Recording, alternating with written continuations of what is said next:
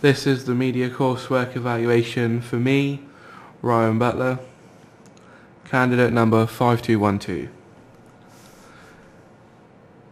In what ways do your media produce use, develop or challenge forms and conventions of real media products?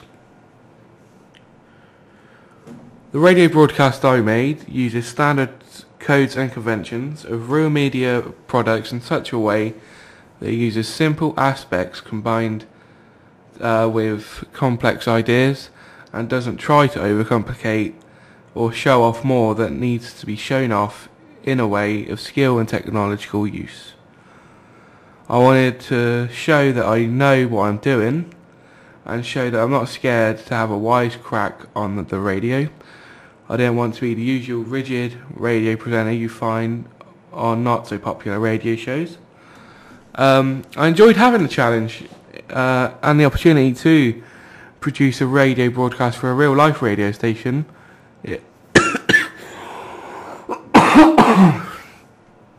It gave me motivation and focused me more than I had been focused previously.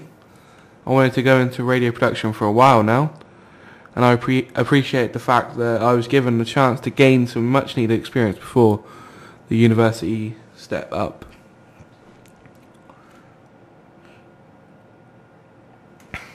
How does your media product represent particular social groups? This question was a hard one for me, because the only thing I could think of was my guess being a development manager for a local charity shows that groups in society do care about others and are quite charitable, even at this time near Christmas coming up. Everyone's rushing to make sure they get presents, really big presents, show off, but it's nice to know people do care. With all the upcoming events in this charity are holding, it gives opportunity for people to actually show their charitable side and show they actually do care for others, as I said, especially for this time of year. What kind of media institution might distribute your media produce and why? My media product would be distributed by any radio broadcasting institution really, as it's a versatile sort of media, because radio doesn't have to require the look like a video does, but it just has to sound right. Locally, it was distributed by Reading for You, 87.9 FM, because of the local news and stuff, whereas it could ultimately be broadcasted by a bigger time radio broadcaster, you may say, like the BBC, but yet still remain local on BBC Berkshire maybe. My produce is suitable for being a podcast because this is the way most radio institutions go nowadays. Most have websites that provide free streaming or podcasts of their shows, especially as it was live at the time when I recorded this. You were able to listen to it in the car, online, wherever. So it is an easy product to distribute, and it would be distributed by a lot of people, I would say. Who would be the audience for your product? The audience for my product wouldn't be based on a certain type of person, anyone who likes to listen to the radio really,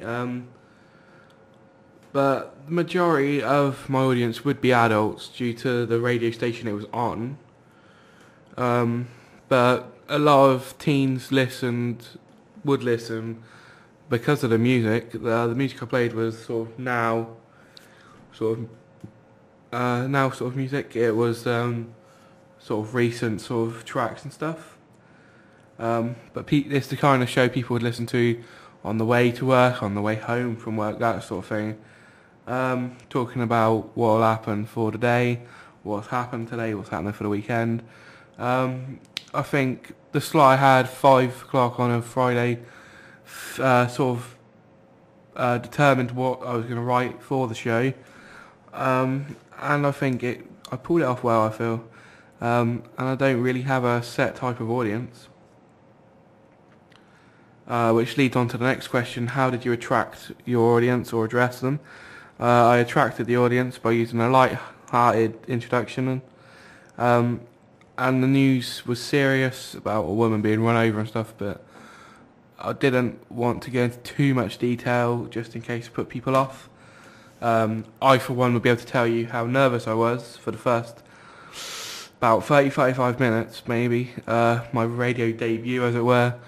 You could hear how nervous I was, so I feel that I improved, but the nervousness sort of allowed some audience members to text in saying, calm down, you're doing alright, just take a deep breath. So yeah, I really appreciate that, and I believe my relationship with my audience worked. What have you learnt about technologies from the process of construction this product? During the construction of my media product, I've learnt how to use the school's radio station, which I'm currently using now, more than I actually had. I mean, I've uploaded music from external devices, which is a very, very handy thing to do. As when I first started, I really didn't know how to. It's an expensive piece of equipment, and I ensured I kept it in good order. Also, I use the studio at Reading for You. It was pretty similar to the one we have here at school, but nothing beats sort of professional level, really.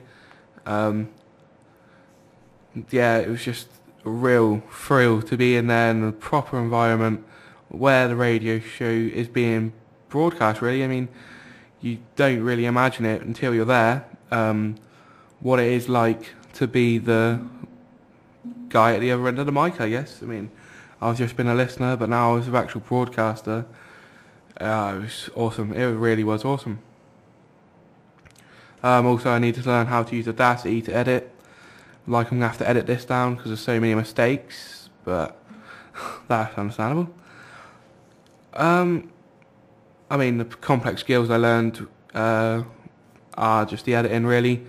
I mean, this is the second try I've done this. First try was kind of poor.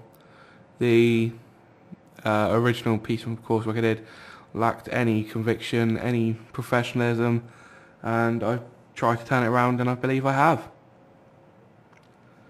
Looking back at your preliminary task, what do you feel you have learnt in the progression from it to the full product? Looking back from my preliminary task, I can see that I've learned that I can actually produce a real broadcast and write a decent script for my shows. It's useful for me as I'm looking into my school's radio studio to record shows to play around school, and also to go into radio production at university is quite recent dream, but a dream nonetheless. However, if I had the chance to do this again, I think my preliminary, I would have tried to make it better than what it is. I mean, I just thought you get marks just because you've done it, which is probably the case, but I didn't really do it to any level of quality. It was rushed. I just really didn't worry about it. I just wanted to get out of the way. Didn't really use that much technology. Just quick. And it's not the way forward. And my full product, I think, shows what time and care does. Thanks very much.